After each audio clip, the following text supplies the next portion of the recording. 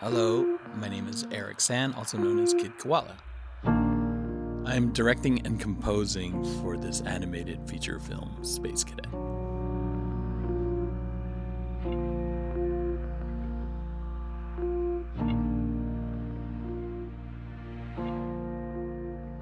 So, this episode is called Like the Scratch of a Vinyl, the fascination of Kid Koala for space. Okay. This is it. Yeah. So the astrophysicist Etienne Artigot, who studied exoplanets at the University of Montreal, told me that the only sound that you can find in space is like the scratch of the vinyl. It is a residue of the collision of two black holes that creates gravitational waves. So I will talk about that with him later, but even if you don't have sound in space, it is a subject that clearly fascinates you, Eric. And so, what do you like about space and space travel? I actually almost went to college for physics because of my high school physics teacher, Mr. Bascom, who did one lecture one time.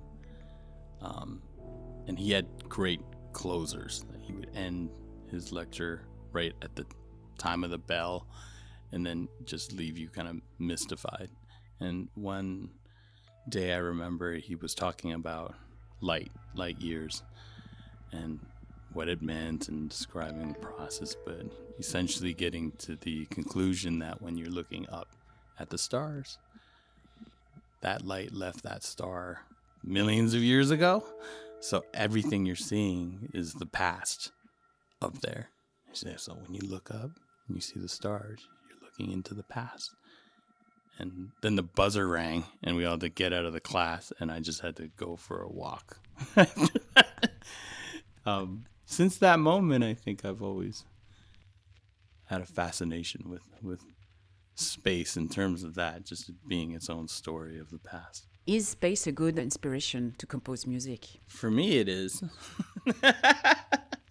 It makes me dream about sounds and melodies and things, but a lot of that is probably informed by growing up on B movies about space from the 50s and 60s. So the sound palette, I imagine when you talk about space music, I do think sort of throwback on that.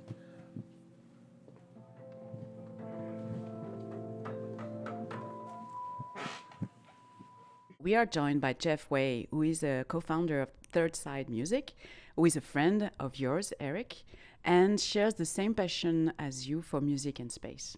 Hello, Jeff. Hello. Jeff, you acquired a copy of the Golden Record that was sent in space in the Voyager spacecraft in 1977. Can you tell us why? What does it represent? I was always fascinated with the story that, especially during the sort of great space race, like, the great era of sort of America, will conquer the universe, which frankly was sort of a much better version of America Conquers the Universe than we're currently looking at. It felt a little more naive and, the future is now. And I think I always just, as a kind of music nerd my whole life, I was also just fascinated with the idea that they were really just going to send like the ultimate mixtape to the stars, like it's sort of the greatest version of Hey Girl, You Up, But I love the concept of just, we're going to send satellites into orbit and we're just going to attach two records to it.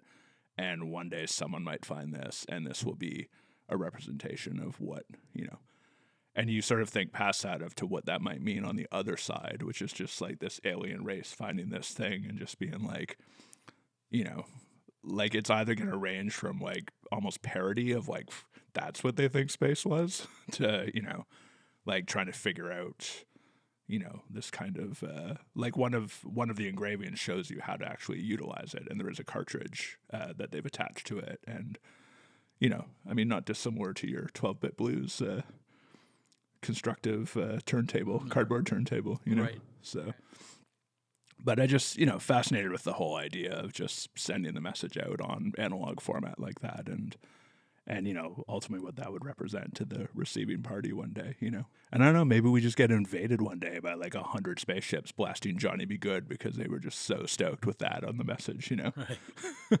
Maybe it's our downfall, maybe it's the greatest achievement we've ever done. Remains to be seen. I mentioned that because you two, I mean, you're known as a DJ. Jeff, you DJed also quite a lot. So just the fact that the artifact that we're sending, because at the moment, this disk is a billion of miles away from space. It's crazy, like how far it got. And so the fact that the vinyl is the furthest human object in space. I mean, you must be proud, no? I haven't heard the record, so I don't know. Am I proud? I think It's there's it's nature amazing. sounds on it, a couple songs. It's a message to the universe in 55 different languages. Okay. It's sounds of the earth. So it's like a mother crying, the sound of a whale. Here's what frogs sound like. And then there's a selection of a lot of classical music, some blues music, and then apparently quite controversial, the inclusion of Chuck Berry's Johnny Be Good, Oh, which, if I remember It's a right, jam. Carl Sagan, was like, we got to represent the youth here, yeah. So it's a very schizophrenic mixtape, basically. Yeah, I'm excited about some extraterrestrial DJ finding that someday, washing up on their shore of whatever planet.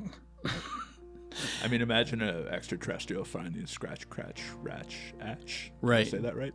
Yeah, Your first yeah, mixtape? yeah. They'd And be hella also on confused. what was going on there. Yeah, I but it's imagine a document the of same. something.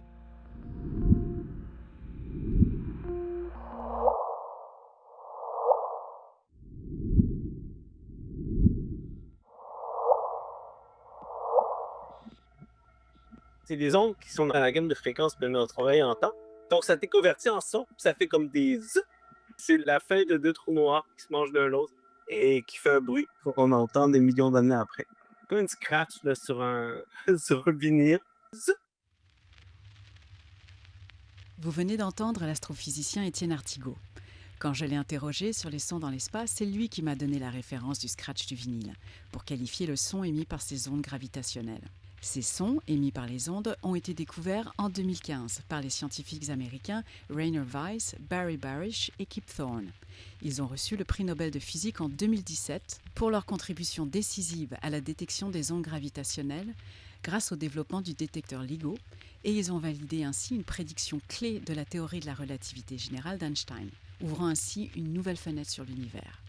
Je vous propose donc d'explorer un peu plus le thème des sons dans l'espace avec Étienne Artigaud. Je suis Étienne Artigaud, je suis chercheur donc ici à l'Université de Montréal, à l'IREX, l'Institut de recherche sur les exoplanètes. J'ai des rôles et dans des projets au sol. Donc, on a des instruments qui cherchent des exoplanètes au Chili, à Hawaï. Donc, je suis surtout responsable d'analyse des données. Et on cherche aussi, j'ai aussi mes projets personnels scientifiques. Donc, on cherche des planètes autour des étoiles les plus proches du Soleil. Et aussi, je suis aussi impliqué dans James Webb, dans la mission canadienne. Donc, le Canada a une participation dans le télescope James Webb. Donc, ça m'occupe bien, disons, avec l'analyse des données et tout ça. La première question que je voudrais vous poser, c'est, on parle du son dans l'espace. Mais avant de parler de comment voyage le son dans l'espace et ce qui voyage dans l'espace, comment on obtient du son? C'est quoi le son? Ah, ça, c'est la première chose, la première question qu'il faut se poser, c'est quoi physiquement le son? Donc, c'est une onde de compression. Donc, je vous parle, vous m'entendez dans votre oreille. Il y a l'air se retrouve à avoir une surpression, sous-pression, surpression, et ça fait une onde qui se propage à peu près dans les 300 mètres secondes. La pression augmente, diminue, donc des milliers de fois secondes. Donc, on peut entendre jusqu'à une dizaine de kilohertz. Ça dépend de la taille de votre oreille. Si vous êtes un jeune enfant, vous entendez mieux que votre papy, vous avez probablement déjà remarqué, parce que l'oreille devient moins bonne à attraper au-dessus de la dizaine de kilohertz. Donc, de quelques centaines à quelques milliers de fois secondes, la pression augmente, diminue dans le gaz, et c'est ce qu'on appelle un son. Alors, vous allez me dire, ça commence mal, parce que dans l'espace, il n'y a pas de gaz. Donc, on va faire, ça ne fera pas une très, très longue explication, parce que en principe, il n'y a pas de son dans l'espace. Donc, il y a une belle scène, pour ceux qui aiment un peu les grands classiques de la science-fiction. Dans 2001, l'Odyssée de l'espace, le héros se fait enfermer dehors par le vaisseau spatial qu'une intelligence artificielle. Puis, à un moment donné, il doit passer, là, il doit sortir de ce petit vaisseau, rentrer dans le vaisseau, ouvrir un truc. Et il n'y a aucun son. C'est presque encore plus terrifiant que s'il y avait des sons. Donc ça rend bien ce que c'est dans l'espace, il y a sans son. Et le grand classique du vaisseau qui explose et qui fait boum, ben, ça ne fait pas boum dans l'espace, ça fait rien du tout. Mais bon, il y a des choses à raconter quand même là-dessus. Non, tout à fait. Et moi, ce que je voudrais savoir aussi, c'est la différence du coup entre une onde et un son. Alors, des ondes, il y en a toutes sortes dans la vie. Il y a ce qu'on appelle les ondes électromagnétiques. Par exemple, de la lumière, c'est une variation du champ électrique et du champ magnétique qui se propage, alors, par définition, à la vitesse de la lumière. Ça s'appelle un photon. C'est le même phénomène physique de l'onde radio jusqu'au rayon gamma. C'est entre gros guillemets le même photon à différentes énergies. Donc, qu'on parle d'ondes radio, qu'on parle de micro-ondes, qu'on parle d'infrarouge, de lumière visible, de l'ultraviolet qui vous fait bronzer sur la plage, de rayons X, de rayons gamma. C'est des énergies complètement différentes, mais c'est le même phénomène d'une oscillation du champ électrique et du champ magnétique qui se propage dans l'espace. Donc, à une vitesse, si c'est dans le vide, c'est la vitesse de la lumière. Si c'est dans l'air, si c'est dans de la vitre, c'est un peu moins vite. Donc, ça, c'est une première onde. Il y a d'autres ondes, par exemple, un tremblement de terre. C'est des ondes de compression. Il y a des ondes de cisaillement aussi dans de la roche, donc qui se propagent. Des vagues sur un lac.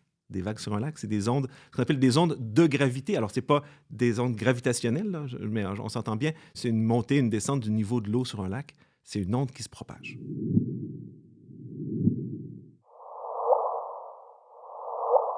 Un des seuls sons qu'on peut peut-être percevoir dans l'espace, c'est qu'on parle d'un léger scratch de vinyle. Alors, c'est quoi ça, ce léger scratch de vinyle? Donc, les ondes gravitationnelles, donc, c'est deux objets très massifs, donc soit deux étoiles à neutrons, donc des cadavres d'étoiles, ou deux trous noirs, et ils tombent un sur l'autre, ils tombent de plus en plus vite parce qu'ils perdent de l'énergie avec les ondes gravitationnelles. Donc, alors, je pourrais essayer de vous limiter, c'est une espèce de zip, ça va de plus en plus vite, c'est une note de plus en plus aiguë, c'est de plus en plus fort, jusqu'au moment final où il n'y a plus de trous noirs, il n'y en a plus qu'un seul. Donc, c'est vraiment un son plus grave qui devient un son plus aigu avec le temps. Et c'est extrêmement difficile à détecter. Donc, il y a plusieurs observatoires dans le monde et ils doivent tous le voir pour que tout le monde soit convaincu parce qu'il y a toutes sortes d'effets parasites, ça peut être un avion qui passe au-dessus de l'observatoire, ça peut être plein de choses. Il y a plein de choses qui peuvent faire des faux zip dans les données, mais il y a des observatoires partout dans le monde. Il y en a 2 aux États-Unis, un en Italie, et il y en a d'autres qui sont en construction, entre autres en Inde, tout ça. Et ils doivent tous voir cet effet-là pour qu'on soit convaincu que c'était réel. Et en fait, pour toutes sortes de raisons, si on les voit tous arriver, on voit tous voient le même petit événement, on peut savoir d'où ça vient dans le ciel. Donc, on arrive même à retracer la direction où étaient les deux trous noirs qui ont fusionné. Pourquoi, quand ils ont donné le prix Nobel à tous ces gens-là, pourquoi ce petit son, en fait, qui est insignifiant, finalement, a une immense signification? Alors, la raison, c'est que, si on prend les ondes gravitationnelles, eux viennent de phénomènes physiques auxquels on n'a pas accès. Et c'est ça qui est fantastique. Il y a un terme en anglais, il dit c'est le multi-messenger astronomy. Donc, tout d'un coup, on a une onde gravitationnelle, donc on a cette espèce de déformation de l'espace-temps. Ensuite, on voit toute la matière qui a été créée par 2 étoiles à neutrons qui sont rentrées l'une dans l'autre, s'il y a des rayons cosmiques ou des particules. Donc, il y a plusieurs approches au même problème. Un peu comme le garagiste qui écoute votre moteur, qui dit « Oh là là, ça, c'est pas bon signe ». Il pourrait faire une analyse du système électronique, il pourrait, à la limite, bon, il ne le fera peut-être pas, mais analyser ce qui sort du pot d'échappement. Donc, il y a plusieurs messagers, mais le in-spiral, le petit zip, est un messager super important. Et est-ce que les différentes planètes ont leur propre son et Alors, oui. Alors, tous ceux... Bon, je ne l'ai jamais essayé. Ma mère m'avait toujours dit « Oh, l'hélium, c'est toxique. » Alors, je sais maintenant que ce n'est pas vrai. Hein. Mais donc, quand on respire de l'hélium, on a une petite voix aiguë comme ça parce que le son, ses propriétés vont dépendre du gaz. Donc, les planètes n'ont pas des gaz qui ont la même composition. Donc, si on prenait Jupiter, vous seriez dans l'atmosphère de Jupiter, dans une enveloppe surtout d'hydrogène, un peu d'hélium, un tout petit peu de plein d'autres gaz. Donc, on aurait une petite voix comme ça sur Jupiter. Si on pouvait y être parce qu'il y a de la gravité, on serait probablement en train de mourir de toute façon. Mais bon, des planètes comme Mars, il y a très, très peu d'atmosphère. Donc, le son se propage très mal. Donc, il y a un micro qui avait été mis sur une des sondes qui est partie. Donc, il y a moins d'1% de la pression au sol. Donc, il y a quand même des sons sur Mars. C'est du CO2, c'est plus lourd que l'air sur Terre. Sur Vénus, donc au sol, sur Vénus, il y a à peu près 100 fois la pression atmosphérique sur Terre. Donc, c'est du CO2, c'est un gaz plus lourd, donc on aurait une grosse voix grave. Mais bon, on ne serait pas là en train de jaser parce qu'il fait 400 et quelques degrés, donc on ne serait pas en train de jaser. Le seul endroit dans le système solaire où on pourrait se jaser, on s'entendrait bien, ce serait Titan, qui est une lune de Saturne. Alors, il fait très froid, hein, donc on serait une grosse doudoune. Mais sur Titan, c'est une atmosphère dominée par l'azote, et comme sur Terre. C'est le seul autre corps dans le système solaire qui a une atmosphère épaisse, dominée par l'azote. Donc, sur Titan, on peut se jaser. Mais enfin, on se jasait avec le même son, quoi. Non, tout à fait. Donc, les mélanges des gaz ont un impact énormément sur les cordes vocales et sur le son qu'on va émettre. Et c'est ça qui fait que ça va différencier. Merci beaucoup, Étienne. Ben, c'est au plaisir.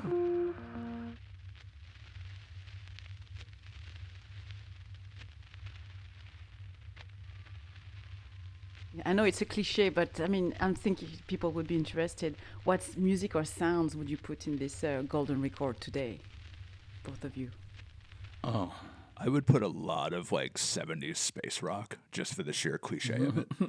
Because somewhere on the other end of the universe, just having like, you know, somebody listening to Hawkwind's Space Ritual would almost just border on parody, you know, particularly without the understanding of how much psychedelics were involved in a lot of that. So I think I would definitely lean in on just a selection of like really kind of bordering on parody space rock from the 70s and just, you know, just to sow a little confusion amongst the stars, you know, like Earth goes hard. Eric? I don't know. Maybe put on some stand-up comedy routines or something, because there's layers to that. Whether they find it funny or not or understandable is another thing. But I think it's usually a pretty accurate commentary on the times when you're listening to recent or the comedians are the ones that usually Yeah. See if you can get Dave call it Chappelle legacy. Right. canceled on Jupiter. Yeah. But that's true that humor also is important in your movie. You have like some very melancholic moment and a very reflective moment, but you have a lot of little pockets of humor and tenderness also. Try to have a little bit of a balance. But yeah, so far, I mean, at the screenings and at the world premiere in Berlin, a gentleman walked up to me after and he said, "Oh, that was a beautiful film. Thank you." And it's like, "Oh, it's a team effort. I'm glad you enjoyed it." And he's like, "I cried." And I said, "Oh, that's good. You know, like, I'm glad it resonated with you. Let it out, you know." He said, "No, a lot." Like, too much. Buddy. Straight to the You heart know of the what I'm saying? I was Germans. like, I don't know. There's some emotions in the film, absolutely. But I try to balance that with the Charlie Chaplin-esque moments and robots sort of follies and fumbling around, you know, in his empty nest, trying to figure out what to do with his life. I find quite charming and humorous. I can understand why even the men feel their emotion watching this movie, because you create a landscape musically that really it's what you say about space. It's the vastness of it all. That's why all of a sudden you fall into your emotion in a way. I don't know. There's something about it. I think music is space. I really like the idea that the primal sound that you find in space is like a scratch of a vinyl. For you, like... Is that a fact? It is a fact. Okay. Yeah. Like the gravitational waves, it's just like... Okay. That's just an audiophile nightmare. Like somewhere, like someone who spends way too much money on speaker cable is so angry about that fact. I, however, appreciate a little bit of vinyl noise, so I think I would do quite well in the abyss of space. Do you think they would still use vinyl today, or would they just encode it? I think you'd have to, because there's no... This is like the super nerdy audiophile part of the thing, but you have to, because if you sent technology into space, it's going to be too open to contamination. You know, like CDs are already disc rotting from like 30 years ago, so they're certainly not going to last like hundreds of years floating through space. And anything that involves a power supply, I mean, you've gone to Europe and forgot that converter, let alone the ends of the universe. So at least with vinyl, you could always, like, at the bare minimum, they've included a stylus. So if you figured out that the stylus goes on the thing relative to that, then all you do is rotate it, which you could even do by hand and spindle. So, you know, it is, it's the most space-compatible format known to man. That's cool. I think any recordings like do that, any vinyl is just a document of that moment in whoever made that recording's life, you know.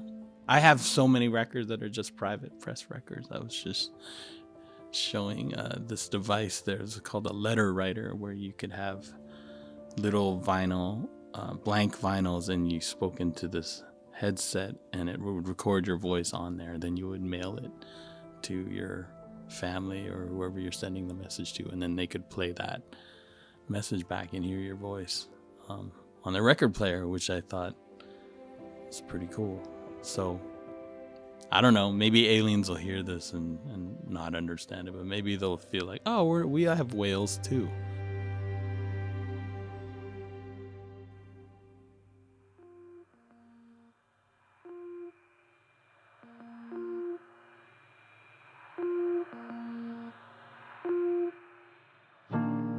Ce balado visuel est produit par les films Outsiders. La partie audio est réalisée par Caroline Delamotte et la partie vidéo est réalisée par Corinne Bérel.